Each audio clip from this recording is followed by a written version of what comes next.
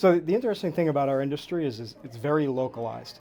So we're all baking perishable product for the most part. So we have to be local to our communities, local to our customers, and when that happens, you really intimately get involved with what your specific customers need, but also the areas where you can help out from a community-based aspect. So I guarantee you that the majority of the companies that are members at ABA are involved with local food banks, local soup kitchens, and they're helping out within the community to support their community as a whole, because it's not a national industry. You know, if you have one bakery, you can't take care of the entire country out of one bakery. So it's very localized industry.